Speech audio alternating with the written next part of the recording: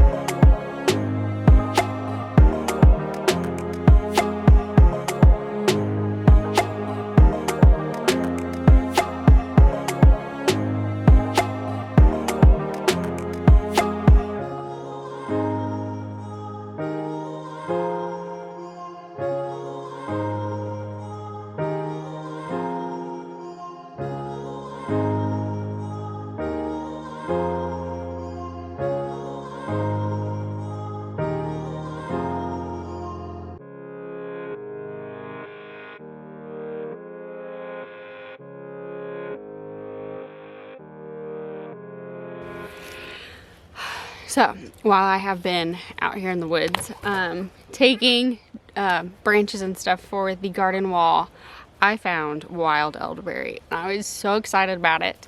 I'm so excited about it. I posted some pictures on our Facebook. Because at the old house, I had established elderberry right beside the garden, and like they were massive and producing and beautiful, and we left them for the new owner. And I have some more elderberry sitting on the counter in the kitchen, ready to be rooted. But when I was out here the other day, I was like, oh my gosh, I'm pretty sure this elderberry. And Dylan has a app on his phone, and so we looked it up, and it is. And so I'm just so excited and so thankful for that. And there's quite a bit of it too. So we will have to keep an eye on it, and probably maybe next year when it's dormant, transplant it and take some cuttings and just have a beautiful elderberry patch.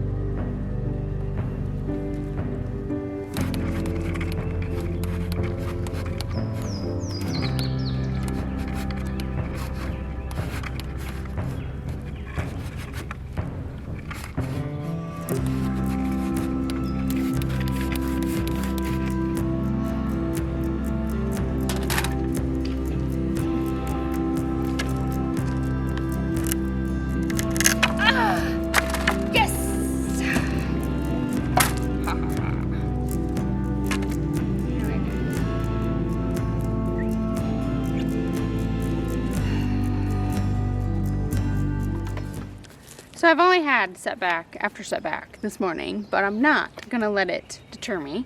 I'm going to try to screw my box together and then put my batteries on the charger because they're not wanting to be charged. And Dylan has all of his tools at work today. So everything like I think I'm gonna use, it's not here. So we are gonna maybe take a lunch break, but I'm trying to get the gate done today. Will it screw? Yep. Let's get it going. Okay.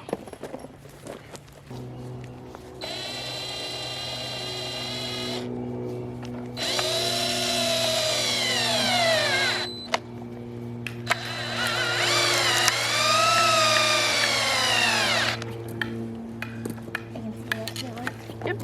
So I have my frame for the gate built. I need to take it over there and like make sure that it looks okay. But I have posted some reels on social media. The goat is right behind the camera. I've posted some reels on social media and I've had a lot of people ask like what I'm using. I am just cutting down trees or using trees that have already come down that still have life in them. I've realized and I've found if I use branches that are like dry, they split real easily and they crack. And so like I'm not wanting that as I'm building. But so I'm just cutting them down, cutting them to different shapes and different sizes, different angles, and then I'm just screwing them in wherever it kind of looks okay. Kind of like a piece of art. But I got the gate kind of framed, so let's go see if it fits. Of course. It's too big. So I've got a hammer and some U brackets, and I'm gonna see if maybe I can just widen the trellis and see if that'll work, because you know today's not gone okay. It's been one of those days, but I'm not gonna speak life over it. It's a good day to have a good day, and I'm gonna make it a good day.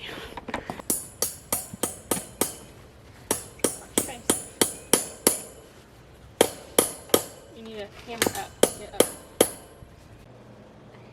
You waving? Do you see yourself? Can you blow kisses? What's a goat say? Are you a goatie? You love goats? Oh, did you hear them? Did you hear the goats? You go find them? Go find the goats? Yeah. So life is just crazy, and so you'll see bits of pieces in this video of where I have been working on this. And probably the last footage I had made this gate, and I could not get it hung up because that day everything that I did broke. It was one of those days. It's just so frustrating. But Dylan, my lovely husband, hung the gate for me. He got off work and he did it when it was dark out. He had like a coon light on his head and he got it all hung. However, it did get hung upside down, so I need to have him fix that. But he kind of just fabricated like your normal gate hinges, and he just kind of made them wider so that it would go around the post here. And it does swing. I need to come up and create something to hold it in place. Right now I've been using a rock. For some reason Chopper's all upset. But this is what I've been working on and doing. I spray painted this bench and the meat birds like it as shade. I'm not quite done with the fence, but it's one of those weary projects where I just needed a break from it. You can see where I am outlining the beds and where the walkways will go. So come join me as I keep plugging along at it.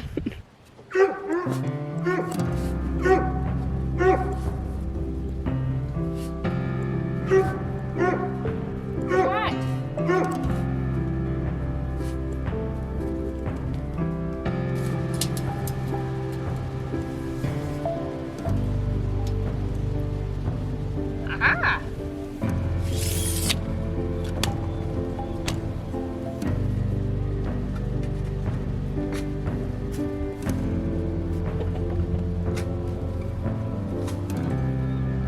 So I kind of decided that I'm gonna not put my plants right against the fence because there are some gaps and I'm not done with it. But if a deer or something was to stick its neck through, maybe my plants will be protected a little bit more and I'll have just a walkway all around the outside bed edge of the garden.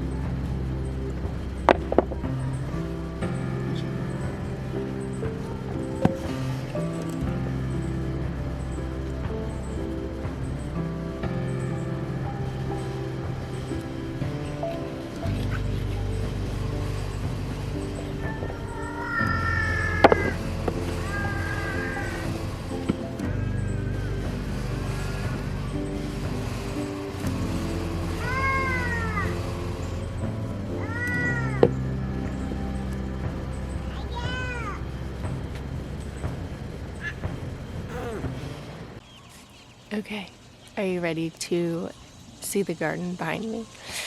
It has been so much hard work, so much sweat, so many tears poured into this garden. I have already planted it once and everything didn't germinate. Like, not very many things germinated, or if they did, they didn't do well. I do have some things that are growing. They're zinnias for the most part. I do have, like, I think it's basil. But I have been finding some medicinals out in the yard, and I have been marking them, and I'm going to transplant them today to the garden. So I'm really excited about that, but I want to share it with you.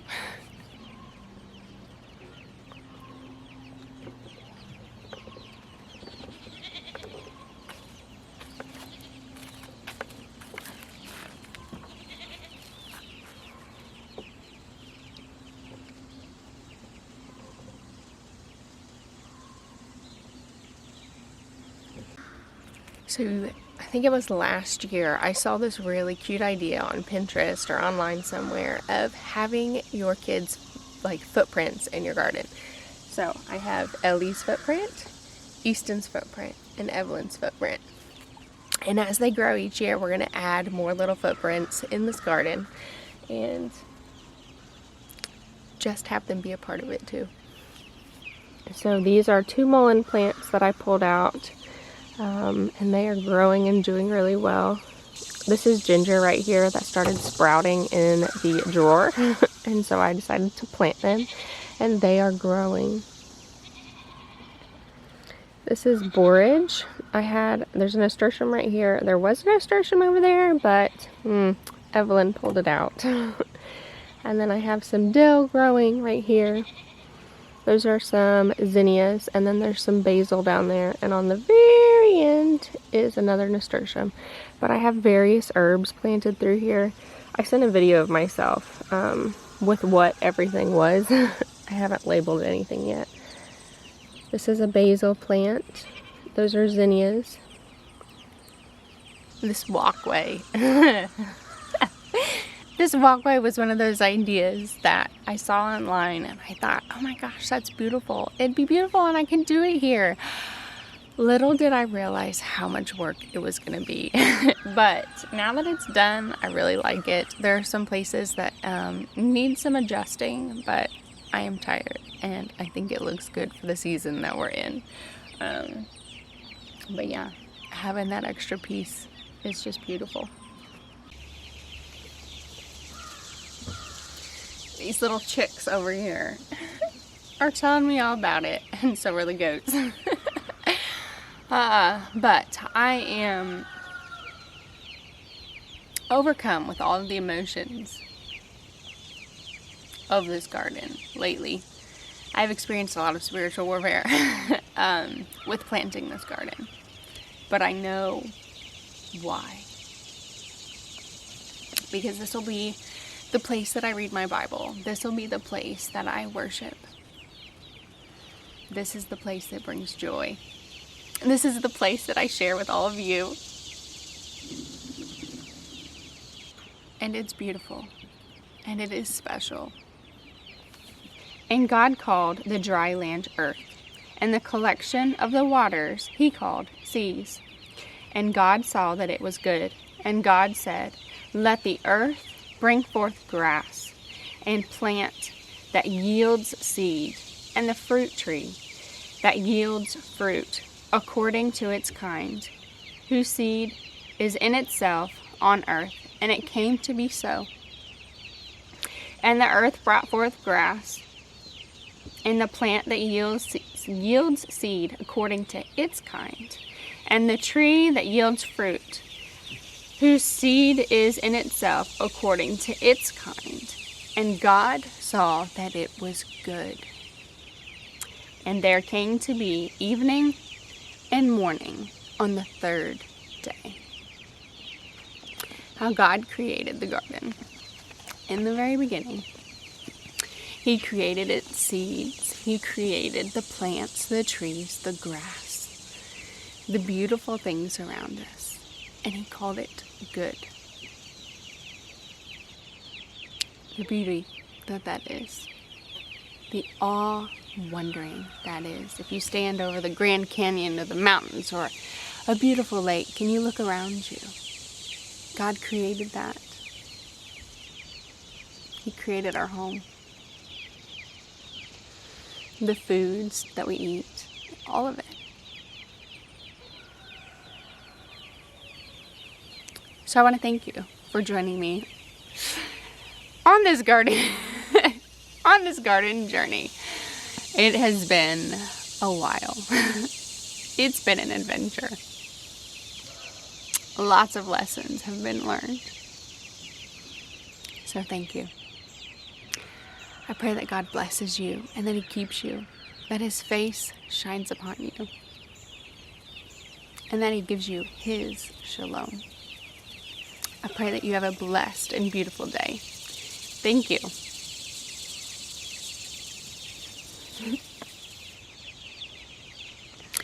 Thank you for joining me in building this garden.